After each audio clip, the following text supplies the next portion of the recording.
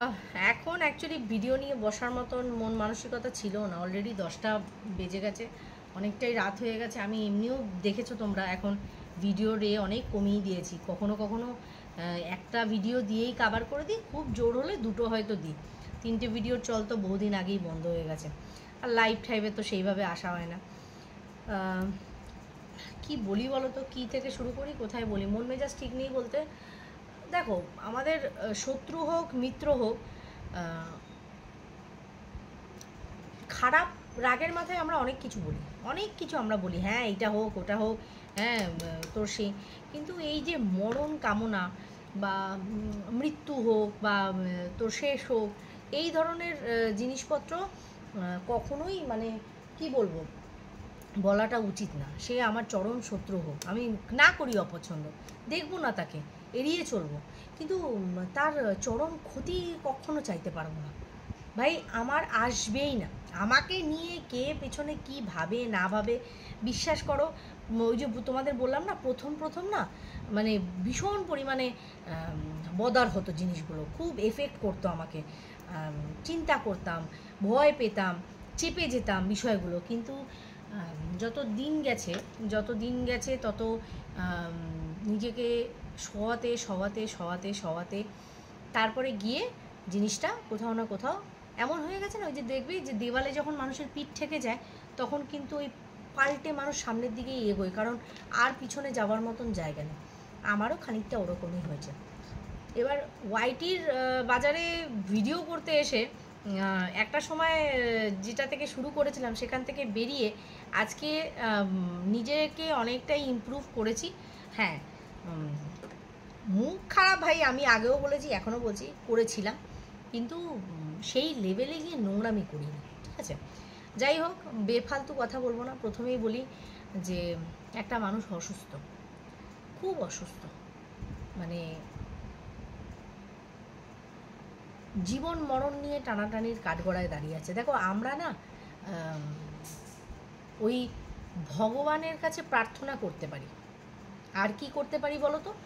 আর করতে পারি সেই মানুষটারকে বাঁচানোর চেষ্টা, সুস্থ করার চেষ্টা, এইগুলোই থেকে যাবে।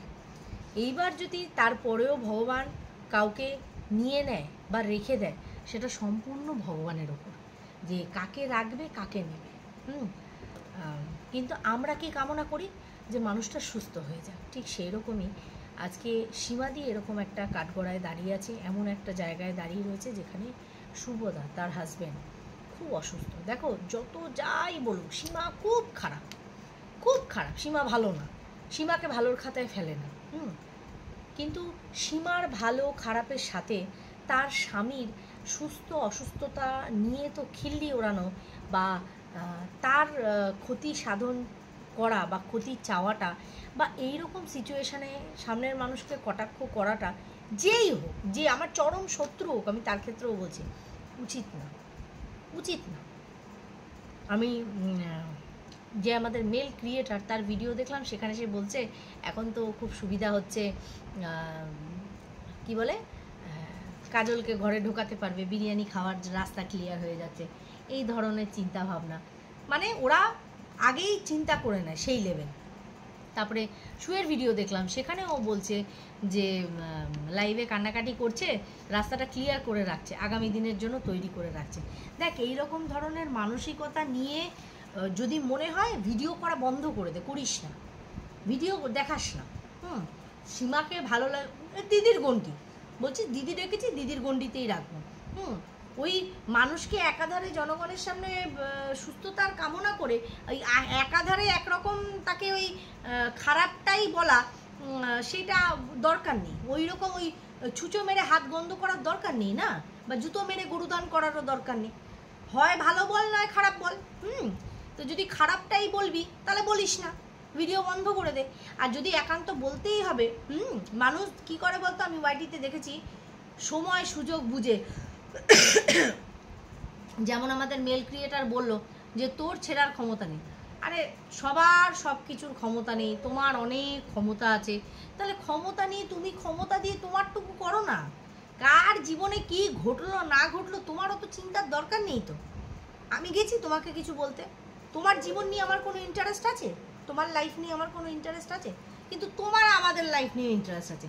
আমি ভগবানের কাছে প্রার্থনা করি চরম মুহূর্তে যখন একান্তই হাত যদি তোমার খালি হয়ে যায়, এই 63 টাকা আর 49 টাকাতেই যেন তোমার কাজ মিটে যায়, তোমার কাজ মিটে যায়। আমি এইটাই ভগবানের কাছে প্রার্থনা করি, কারণ এই অ্যামাউন্টটা তোমার কাছে এতটাই দামি, এই নিয়ে যে কত গান গেয়ে ফেলেছো আর কত ভিডিও করে ফেলেছো কোনো দরকার পড়ে না। কিন্তু আমি যেদিন থেকে বলেছি যে তোমাকে নিয়ে তুমি বললেও আমার কিচ্ছু বলার নেই তোমাকে নিয়ে, আমি কিন্তু করি না ভিডিও।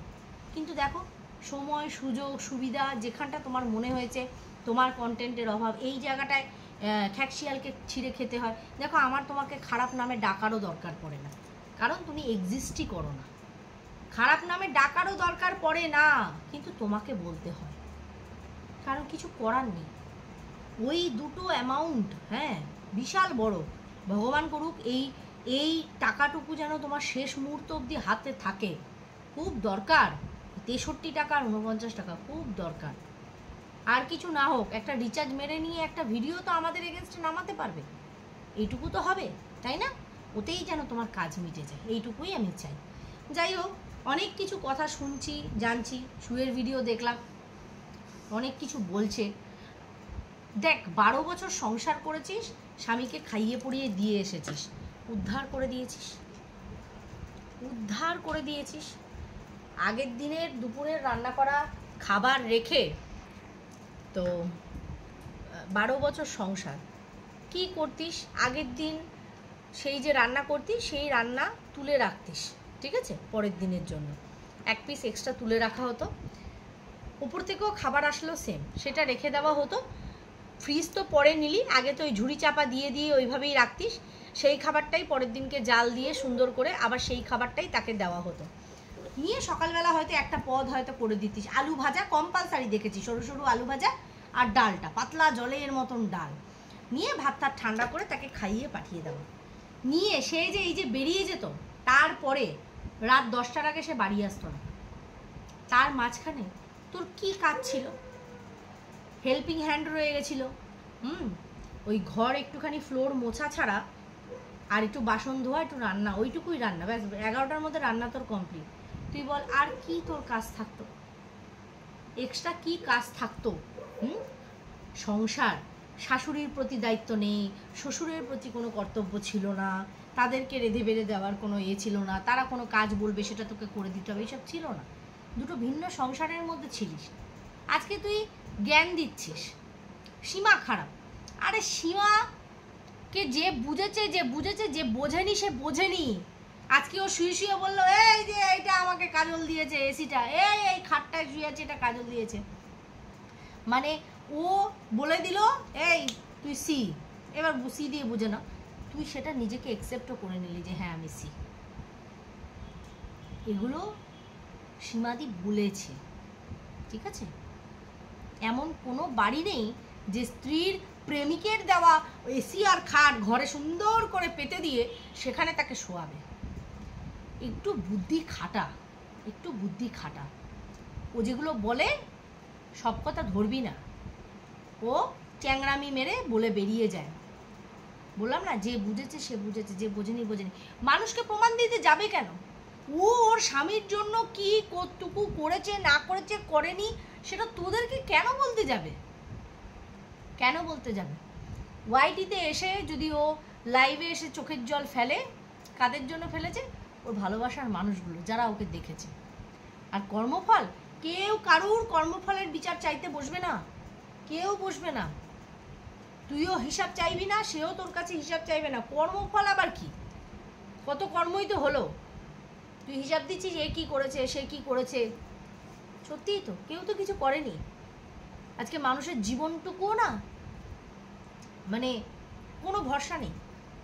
না হলে ওই প্লেন ক্র্যাশে মাত্র 2 মিনিটের মধ্যে সব যে ধ্বংসস্তূপে পরিণত হয়ে যাবে, পুড়ে ছাই হয়ে যাবে, তারা ভাবেনি। দীর্ঘদিনের প্রতীক্ষার পর যে যার সংসারে সুন্দর করে সেটেল হতে যাচ্ছিল, এক মহিলা রিজাইন দিয়ে তার হাজব্যান্ডের সাথে সে তার 3 সন্তানকে নিয়ে সে যাচ্ছিল। সে জানে না 2 মিনিট 690 মিটারের ডিস্টেন্সের মধ্যে 2 মিনিটের মধ্যে সব কিছু ধ্বংস হয়ে যাবে। জানে না, তাদের আত্মীয় স্বজনও জানে না। কিন্তু আমরা ওয়াইটিতে বসে কি করছি? কেউ ভেন্টিলেশনে রয়েছে, কেউ অবজারভেশনে রয়েছে, সেই জায়গাতেও তার স্ত্রীকে ঠোকা মারতে আমরা ছাড়ছি না। কেউ বলছে লাইভ খুলে জায়গা তৈরি করে রাখছে আগামী দিনের জন্য। আর কি জানবি কে ভালোবাসছে, কে ভালোবেসে কি করছে না করছে? উপরে যে বসে আছে ঠিক ব্যবস্থা করে দেবে।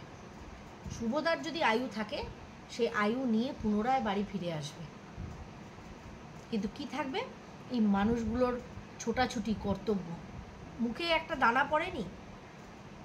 সীমার কথাই বলছি, তাহলে প্রত্যেকটা মুহূর্ত না ক্যামেরা করে করে শেয়ার করতাম। বলছি না, আজকে যে চরম শত্রু হোক, আমি তার ক্ষেত্রেও আমি এই কথাই বলতাম যে তার এই চরম পরিস্থিতিতে কখনো তাকে এইভাবে কটাক্ষ করার দরকার নেই। কারণ সেই মুহূর্তে তার মনের ওপর থেকে কি যাচ্ছে সেটা শুধুমাত্র সে জানে। যেই হোক, আজকে সীমার জায়গায় তুই থাকলে, তোর জায়গায় ওয়াইটির মেল ক্রিয়েটার থাকুক, যে থাকুক না কেন, ফ্যামিলির মধ্যে কেউ যদি চরম অসুস্থ হয়, সবাই সুস্থ থাকুক এটাই কামনা করি। ঠিক আছে? কাটাছেঁড়া প্রচুর হয়েছে, লয়ে আসা শেখো, ভদ্রতায় শেখো, বলতে শেখো। এই যে ওয়াইটির দাদাভাই বলছে রগড়ে দেবো, ভাই এখনো রগড়ানোর জায়গা আছে না? মানে এখনো আছে, এত কিছুর পরে আছে।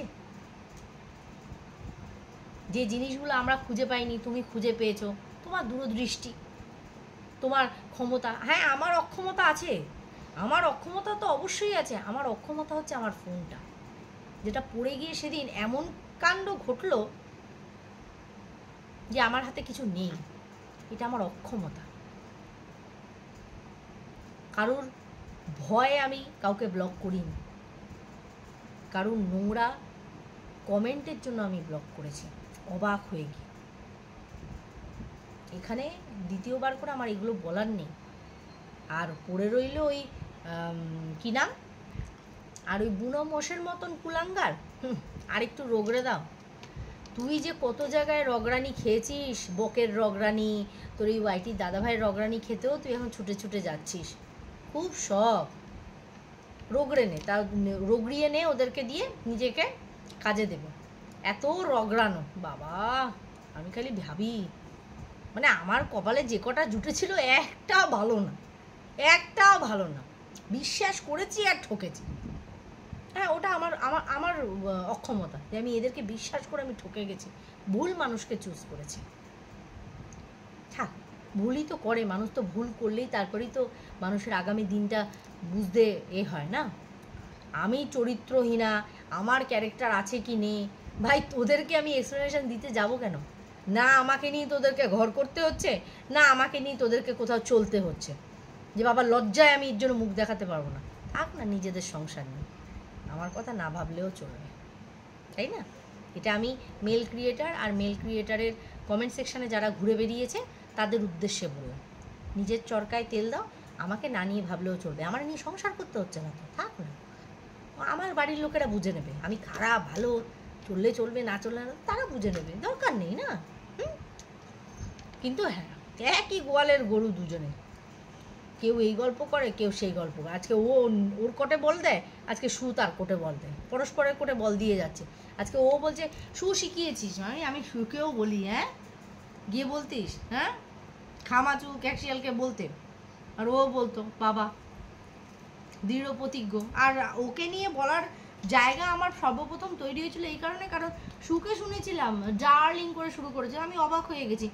ভাইকে তো আমরা ডার্লিং ডাকি না, আমারও ঘরে দুটো ভাই আছে, ভাইদেরকে ডার্লিং তো অন্তত বলি না, তাই না? হ্যাঁ, কাবেরীকে ডার্লিং ডাকি, তাকে তো ডার্লিং, ভাইদেরকে তো বলি না। এখানে ভাইও ডাকছে, ভাইকে ডার্লিংও বলছে, সেই জন্যই প্রশ্ন করেছিলাম ভাই, সেইখানেই প্রশ্ন করেছিলাম যে এইটা কি করে হতে পারে ভাই? আমি তো আমাদের ভাই, আমরা নিজেদের ভাইকে কখনো ডার্লিং ডাকতে পারি না, তাই না? কিন্তু এখানে ওয়াইটিতে দেখেছি, তা প্রশ্ন তো তখনই উঠে আসে। এবার হঠাৎ করে আজকে আমার জায়গায় যদি তারা থাকতো আর আমি যদি হঠাৎ করে কাউকে এরকম ডার্লিং ডাকতাম, তখন এরাও শুরু হয়ে যেত সেটা নিয়ে, ঠিক সেই রকমই। এতে আবার কী আছে? আর যখন ওই মেল ক্রিয়েটারের সাথে কথা হয়েছে তখন কেন প্রশ্ন করিনি? কোনটার প্রশ্ন করব? কারণ তার সাথে কথা বন্ধ হওয়ার পর তো পুরুষ সকল পুরুষ তার দোকানে গেল, তারপরে সে ইয়ে করলো, আমাকে নিয়ে একটার পর একটা ভিডিও করতে বসলো। আমার সাথে কথা চলাকালীন যদি করতো তাহলে তো সামনে থেকেই জিজ্ঞাসা করতাম যে কেন করছো, কী দেখেছো, কী হয়েছে, তাই না? তো বেকার কথা বলে কোনো লাভ নেই। তা আমাকে নিয়ে চিন্তা না করলেও চলবে। আর রগড়ানোর মতন এখনও যে বাকি আছে, হবে হয়তো কিছু বাকি আছে, যাক কন্টেন্ট যেদিন অভাব পড়বে সেদিন রগড়াতে বসবে। এখন তো হট কন্টেন্ট চলছে, সেটা নিয়ে তুলে নাও ভিউজ। যেদিনকে কন্টেন্ট একান্ত থাকবে না সেদিনকে নিয়ে বসবে, ক্যাকশিয়ালকে নিয়ে বসলাম, এইবার রগড়ালাম, তাই না? যাক ভালো। তো এইটুকুই বলার যে সবাই প্রার্থনা করো যাতে শুভদা তাড়াতাড়ি সুস্থ হয়ে উঠুক, তাড়াতাড়ি বাড়ি ফিরে আসুক, স্মৃতির সিঁদুর অক্ষত থাকুক একটা মানুষের। মনে জোর দিক ভগবান সীমাদিকে, দুটো বাচ্চা ছেলে মেয়ে রয়েছে, তারাও দৌড়াদৌড়ি করছে, যতই হোক বড় হয়ে গেলেও বাবার একটা ছাদ মাথার ওপর, তো তাকে আগলে রাখার তো চেষ্টা তারা করবেই, তাই না? তো আমাদেরও উচিত ভালোটা বলা। এই মুহূর্তে দাঁড়িয়ে কোনো মানুষকে এরকম সিচুয়েশানে কটাক্ষ না করাই ভালো। সবাই খুব ভালো থেকো, সুস্থ থেকো, দেখা হচ্ছে নেক্সট ভিডিওতে, ততক্ষণের জন্য টাটা।